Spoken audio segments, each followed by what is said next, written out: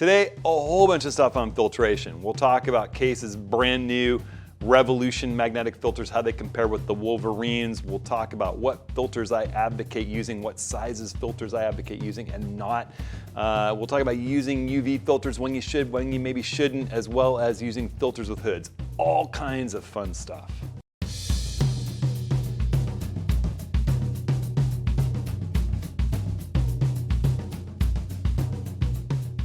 All right, everyone, Hudson here. Welcome. There's tons of stuff that we're going to dig into about filters today, so I'm going to jump straight to it. Real quick beforehand, though, just make sure everyone knows they're invited. Big free group photography meeting, our office hours meeting when Rick LePage and I get back from our workshops in Charleston and Cuba. Sign up for them over at hudsonhenry.com/office hours. You can click that link. Next one is May 2nd. We're going to talk about those trips, show some images, and just do an open Q&A. You can leave a question when you sign up. All right, so we're here to talk mainly about KASE's new Revolution line of magnetic filters. I've had so many questions about them, and I've been testing the 82mm set that I got a couple of months ago thoroughly, and I just received the new 112mm set, which are just now becoming available. And the good news, I think, for people who've bought Wolverine filters or are considering Wolverine filters is that there's not really any functional difference between the Revolution filters and the Wolverine filters from an image quality standpoint. It's the identical glass. It's still tempered, scratch resistant, super durable, thin, lightweight. The only thing that's changed a bit are the magnetic housings and the fact that, you know, they're color coded. So your neutral density filters are now coded gold for the 3-stop, blue for the 6-stop, red for the 10-stop, silver for the polarizing filter. Problem from my perspective is they don't yet have a neutral night filter or a magnetic UV filter for the line, and their sizing is kind of limited. They came out with 82mm and 77mm kits and individual filters just in those polarizer 3, 6, and 10-stop filters. So smaller kits, same price, a slightly different size, particularly with the 82mm filters. Not such a big deal with the 112mm filters. But the good news is that they will stack right atop your older Wolverine filters, but the older Wolverine filters will not stack atop them. They're slightly smaller. When you compare one of these new Revolution filters to one of the older Wolverine filters, you'll see that they're just slightly thinner in their mount. It puts, I think, the magnetic part closer to the magnetic holder. They don't weigh any different. They don't really cost any different. The glass isn't any different. It's really just the color coding in a slightly changed frame. Unfortunately, like I said, that makes it so that at least in the 82mm size that I've been testing, while the Revolution stack right on top of the traditional Wolverines, such is not the case, vice versa. So you can jump in here. I've got my neutral night filter and my UV filter in here with them, and I'll show you. Let me mount these up. You know, I only sell these filters in stock in my store in 82 and 112mm. We'll talk about why in a second. I can custom order any size and get it in. It takes one extra day if I custom order something. My distributor's right here in town, same distributor who does B&H and Amazon. But you know, here I've got my Leica Q2, and I like to size any smaller filtered camera up to at least 82mm. I'll talk about why in a second, but I'm pulling the Leica's little metal hood off. We're going to talk about hoods in a second too. And in this kit right here, I have my adapter for the Leica, which is a 49mm to 82mm step-up ring with a Wolverine magnetic adapter in it. I'll tell you about why that is in a second. And I'm threading it right here into the front of the little Leica Q2's lens. And then I have a circular polarizer, 3/6 10-stop neutral density filters, and then a couple of the Wolverine filters, the UV filter and the neutral night filter, since those are not yet available. We're lobbying KASE hard to make those available. But you can see that, that's the Wolverine filter fitting into the Wolverine filter holder. If I was to put the new Revolution filter with that filter on it, it's just that the new filter is smaller. And so the old Wolverine filter doesn't quite fit in its holder. It doesn't make a solid connection. I wouldn't feel safe trying to mount it in the new Revolution holder. So if you already have some filters, or if you want to buy the Revolution kit and a neutral night filter, I would suggest you use the Wolverine holder if you want to be able to use both filters. And the other thing is, if I put this UV filter here in the Wolverine holder, and then I grab, I would never do this, but I'll put the circular polarizer atop it, it mounts in there just fine. If I reverse that, it again doesn't fit right. That Wolverine filter is bigger than the neutral night, and so it just doesn't quite fit. All right, we'll talk about some differences between the 112s in a second when I showcase the 112 filters. So I'm still on the big mega kits of the Wolverine filters. I don't have a big problem figuring out which filter's which. You can just look at them. They're labeled 3, 6, or 10 stop. It's nice to have the red, blue, and gold, but I've always kept mine mounted so that my 3 stop filter's in the middle, my 10 stop is on the outside, and my 6 stop is on the outside. And I put them in the bag so I know which is which, because I rarely use the 3 stop filter. I more often use the 6 or the 10.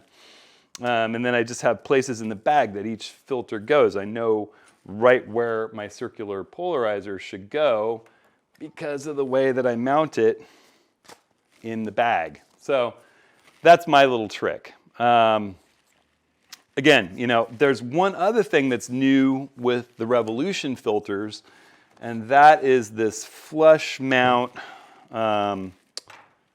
ring, this magnetic ring. They call it the inlaid ring, which you're supposed to be able to drop into the filter thread of your lens. So this is an 82 millimeter inlaid ring, and this is my 105 1.4 millimeter f mount lens, and it comes with this little plastic tool, and there are these little spots that you would put it, it's tricky, in that inset ring, and you just get it to where it's not cross-threading. That's very critical, and you thread it down inside the filter thread of your lens. Well, I tried that, and I had a really hard time not cross-threading it. I had a really hard time not damaging the front element of this very expensive lens with the little plastic tool. And then once it dropped in there, yes, it worked, but it was very difficult to get back out without it cross-threading. It's just so thin. I honestly cannot recommend this inlaid ring. I actually have a disclaimer on my website when you're buying the kit saying I will not use it.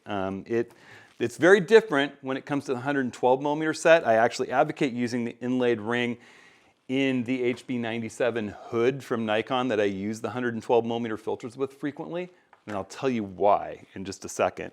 But this little one for the 82 millimeter set, I just put back in the box, and I would much prefer to use their larger adapter, and again, I still think the Wolverine adapter, until we get Revolution filters for neutral night and UV, you're gonna need, if you like to use those types of filters, especially the neutral night, you're gonna need to use a Wolverine ring that will mount either or, Once they switch over, well, then you can use this Revolution kit. But for right now, trying to use any of the Wolverine filters with this Revolution adapter ring, it just doesn't work. The ring's too small. So again, if you already have Wolverine filters and you want to mount Revolution filters atop them or in the magnetic adapter ring you already have, no big deal. It's going to work just fine.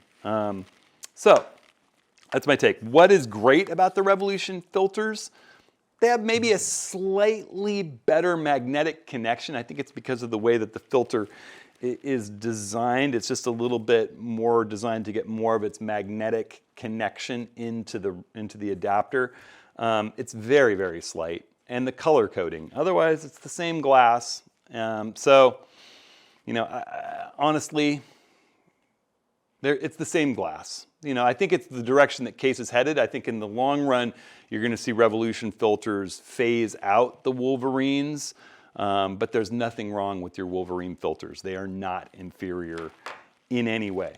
Okay, so let's talk for a second about how the 112 millimeter filters differ and why I love the 112 millimeter filters. So the 112 millimeter filters come with a standard 112 millimeter magnetic adapter ring as well as an inset ring. And the inset ring is the key to the whole thing with this HB97 Nikon hood. The standard one doesn't even really fit properly. It doesn't lock in place correctly in the HB97 hood. What you want to do is use the little threads of the big rugged inlaid ring while you're holding on to the HB97 hood and just gently thread them into the hood to where it's nice flush mounted and just leave it in place there. If you ever need to get it out, you can take a little screwdriver or your fingernail and get it loosened and spinning counterclockwise to put it in there. You just leave it spun on clockwise until it's snug, and there's no reason to take it out. You're not going to damage the glass because there's no glass in the hood. And then the beautiful part is, you know, when you're using any of Nikon's lenses that fit this hood comes with the 14-24 because it's the only way to use filters with the 14-24, but it also fits all three 2.8 zoom lenses for the Nikon Z system. It fits the 24-70 2.8, it fits the 70-200 2.8, it also fits the 14-30 f4 lens, as well as the 50-1.2 lens for the Nikon Z system. So, you know, all I would do, well, this is my 24-120.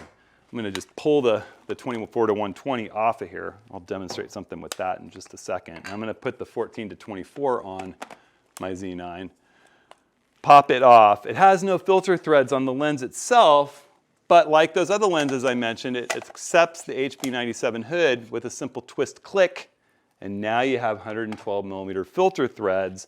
And this kit right here, I've got my new Revolution filters in there, along with a couple of Wolverine filters. So I've got my UV filter, which is really nice to have for the 14-24 if you're working in blowing sand or saltwater conditions or rough conditions.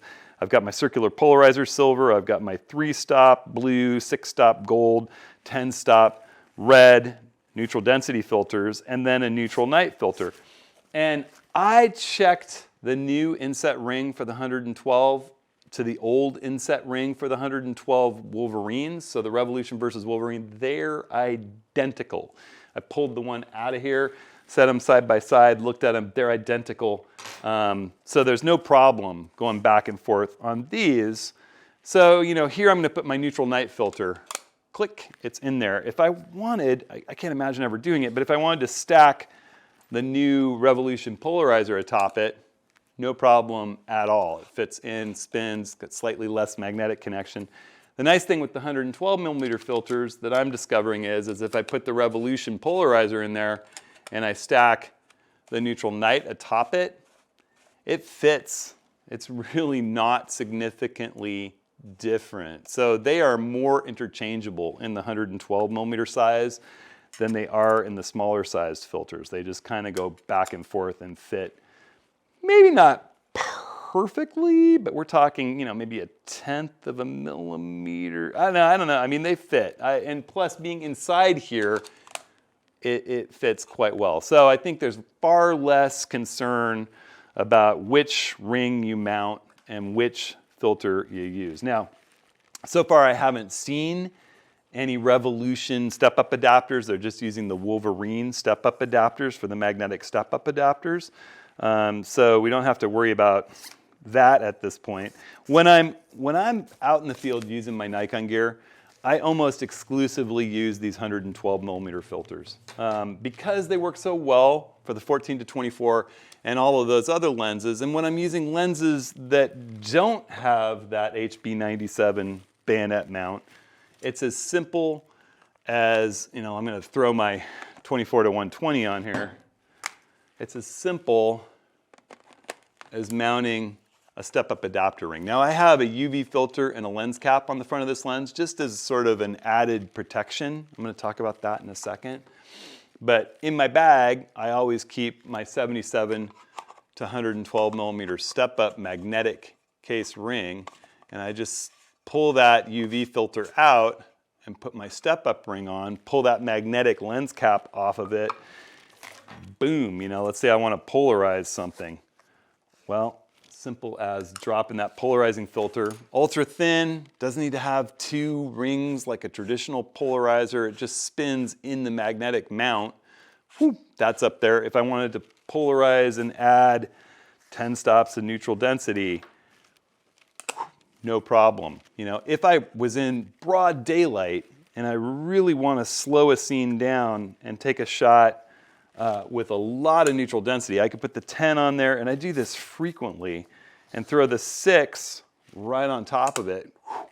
All of a sudden I have 16 stops of neutral density. Now, I know a lot of people ask me about variable neutral density filters, and I will say KASE has come out with a new set of variable neutral density filters in which one of them is 1 to 5 stops, and I think that on standard lenses not getting too wide angle, those work okay, but variable neutral density filters work by stacking two polarizers atop each other and spinning them concurrently, and you wind up at extreme, you know, anything above 5 stops, I get patterning and weird, you know, darkening and contrast shapes, image degrading results with variable neutral density filters. If you want to stack, if you want more than 5 stops of neutral density, you're far, far safer, or any neutral density with ultra wide angles, you're far, far safer using these solid neutral density filters that have no polarizer at all. And you can stack these KASE easily 16 stops. You could use these in an eclipse situation. This is essentially an eclipse filter. The 10 and the 6 stacked in front of each other. I would have no problem pointing this at the sun and doing a phased shot of an eclipse before it hits totality. So really, really handy stuff. These new filters definitely have a strong magnetic bond. I actually like keeping them in their case separate.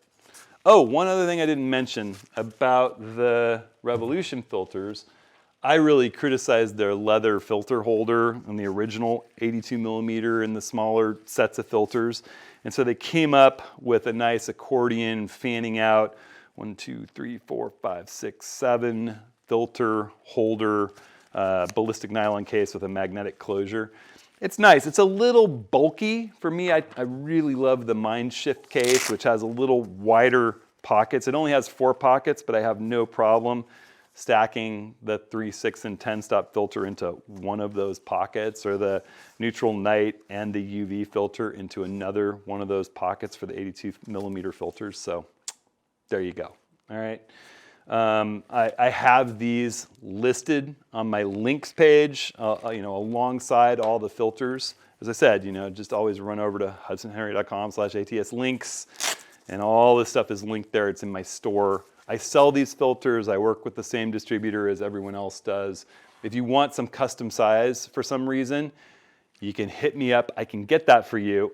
Saying that, there's a reason why I stock 112 and 82 in my store. And it's from, you know, years of working with filters. I made a huge mistake at one point, and I invested in wonderful high-end neutral density polarizing night filters for 77 millimeters. That was my largest lens. Then I fell in love with a new lens that was 82 millimeters, and none of those filters would work with it. And so, you know, the moral of the story is, using a bigger set of filters, you can always adapt it down to a smaller lens. So, you know, I think that if you're a person who works with a general set of lenses, doesn't have Nikon's top S zooms, you know, the 2.8 zooms, doesn't have the lenses that fit this HB97 112 millimeter hood, you should have at least 82 millimeter sized specialty expensive filters. You know, these filters that we're talking about, the polarizer, the neutral density filters. Buy them in a size where you know you're not going to have to buy them again. And you don't need to carry 7 sets because you have 7 different filter threaded lenses in your kit. Just size up to them. I showed you how this adapter ring is magnetic. We sell these in my store alongside the filters. And you can just spin that on. This is 77 to 112, so it easily adapts my 112 millimeter filters to both my 100 to 400 millimeter lens and my 24 to 120. The other lenses that I have just fit this HB97 hood with a click. So if you're gonna be using these higher end filters, even if you buy threaded filters, get them bigger and get traditional step-up rings. The brass rings cross-thread a little bit less if you're going to be using, traditional threaded filters. That's one of the beauties of these magnetic systems, is how easily you can stack them without vignetting, and how easily they come apart without fear of getting those dreaded cross-threaded situations where you're desperately trying to get a filter off as the moment passes and the light changes. The other great thing about using a bigger filter and adapting it down is that you have less fear of vignetting. When I'm using a 112 millimeter filter in front of this 24 to 120 lens, I have zero concern about vignetting. Even at 14 millimeters with this HB97 hood, I have zero concerns about vignetting, even stacking multiple neutral density filters. That's not necessarily true with Nikon's 14 to 30 f4 and 82 millimeter filters like its front thread accepts. And that's why I know some people choose to go, they don't want to go all the way up to the HB97 hood, which snaps right to that lens, and go 112 millimeters. They'd prefer to go 95. If you want 95 millimeter filters, I don't have the huge demand for that, so don't stock them in my store. But if you email me, hi@hudsonhenry.com, boom, just let us know. It'll take one extra day to get those since my distributor is right here in town. All right, so moral of the story, if you're buying the 112s, toss out the bigger of the two adapter rings and use the inset ring. If you're buying the 82 millimeter filters, toss out the inset adapter ring, because it's just a great way to really damage the front element of your lens or wind up with it stuck cross-threaded in the middle of your filter threads of your lens, and stick with the little mounted one. If you're gonna blend the Wolverine filters with the new Revolution filters, which kind of have a limited set of filters out there right now, use the Wolverine adapter. If you buy an individual filter from my store that's a Wolverine, like a neutral night filter, it'll come with a Wolverine ring, and that will work for either the Revolution or the Wolverines. And the glass, again, is the same. Big question I get from a lot of people a lot of the time about filters, and we'll kind of wrap, well, I'll have a couple little other tidbits after this, but we'll mainly wrap with this, is, what about using hoods with your lenses? And I've got my 24 to 120 on right now. Actually, I have a couple points. One is UV filters and then hoods. But I will say on this 24 to 120, I don't think I've ever used the stock hood that Nikon shipped in the box with this lens. I have it. Sometimes I keep it in the bag. But these lenses are so good shooting into backlight. They have amazing coatings. The flare and ghosting resistance of our latest lenses are just incredible. So I tend to think of hoods more as kind of a prophylactic against damaging the front element of the lens or getting rain on it in tricky situations. It's less and less to me about trying to block stray light coming in. Certainly in studio situations with really bright hot lights coming in at just the wrong angle, you can get into situations with flare. But that said, it's rare. When I'm working with a big, long wildlife lens, like here I have my 800, yes, I use a hood. The reason is that the glass is at the very front of this lens, and I don't want to damage it. It's protecting that lens from me knocking it into something while I'm looking through 800 millimeters, stepping into a branch and scratching the front element of my lens. I'm often working in adverse conditions photographing wildlife. For some reason, that's often when wildlife are at their finest. So it could be raining, could be misting. I'm keeping that front element protected with that hood. So yes, I do use a hood with a big lens like this, but I'm rarely using creative filters. And if I do, and I want to get on a tripod with, a 100 to 400, or even this lens with some kind of filter adapter on it to get on the tripod, I can pull the hood off. I'm not so afraid of bouncing it into something and damaging the lens. I take the hood off, I mount the filter, this will fit right on the 70 to 200, or I put this adapter ring on my 100 to 400. I had another one of these, a 95 to 112, when I had my 500 millimeter PF Nikon mount lens. I just don't worry. And if I'm using a circular polarizer or an ND filter, I don't need a hood or a UV filter alongside it to protect the lens. And if I do get in some weird situation where not having a hood and the angle of the light somehow is deleteriously affecting my image, you know, I can get creative with a remote trigger and just shade the front of the lens.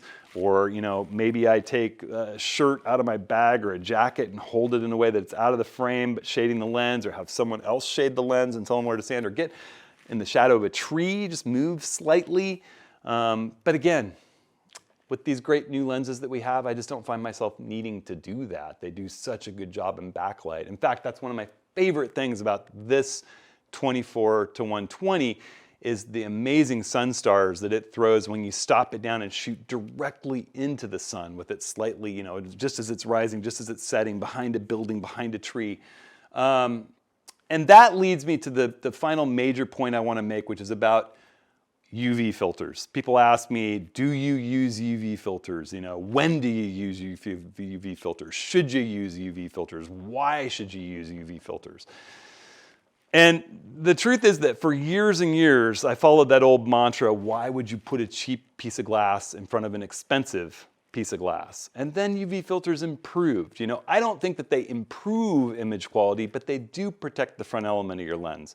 I had a few incidents where I scratched expensive front elements and had to have them replaced by Nikon, and that was painful. So I started testing different UV filters and found that the very top-end filters from brands I used to work with were absolutely fine. I couldn't tell the difference shooting into backlight as long as that filter was clean from not having it on the lens. And then I started using them, and I kind of made a startling discovery about UV filters that I'll share right here. You know, I have KASE UV filters in my kit. If you're working in a rough situation and your magnetic adapter's on there, you can throw a UV filter up, protect your lens from a waterfall or salt spray or wind-entrained sand. And that's really great for the 14 to 24 with its HB97 hood that we've been talking about.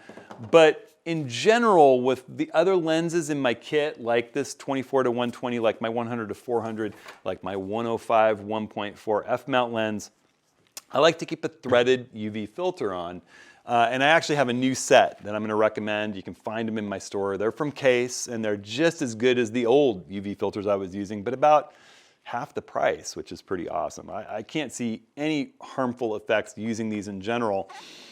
They have a nice kind of carbon textured outer ring. They thread right in. So I have these in multiple sizes, and the most common size is 62, 72, 77, 82.